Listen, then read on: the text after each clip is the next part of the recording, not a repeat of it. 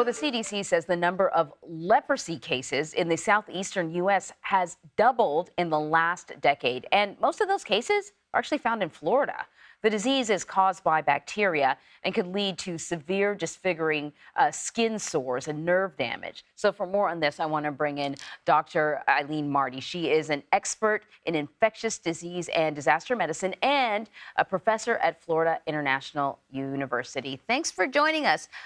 When you think of leprosy, you think of sort of a biblical age illness, not a modern day Florida illness. Why is Florida now a hotspot for leprosy? Well, no one totally knows the answer as to why Florida has become a hotspot. But what we do know is there are actually several states of the United States and Puerto Rico where we see cases of leprosy every year.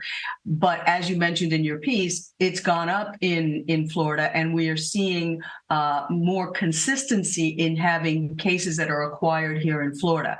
We suspect that there are two reasons why it's currently in Florida and that we're having a problem. One is the armadillos, which armadillos have a very low body temperature, and therefore they are highly susceptible to carrying the bacterium in high quantities. And they acquired it in Louisiana, and they over time brought it over to Florida. The second is immigrants, that there are nations in the world where leprosy is still a big problem, including places from which many immigrants come to Florida, like, for example, Mexico and India and so forth, and Brazil, where they have even larger problems with leprosy, and those individuals could have brought it to our community. So, you know, when I had read that armadillos was sort of one of the causes, ways in which people could be exposed, I thought to myself, well, I mean, how much access to armadillos do people generally have? I mean, how is this actually spreading? Okay, so in terms of the armadillo, as I said, this is a bacterium that likes lower temperatures, and the body temperature of armadillos is very low. So they root in the soil in areas where there are people with leprosy, and then they acquire it and have a high degree of infection. Some people hunt armadillos, and they're common here in Florida. And when you skin the animal in preparation after you've hunted it, you can aerosolize the bacteria, and you get infected with leprosy by breathing in these bacteria.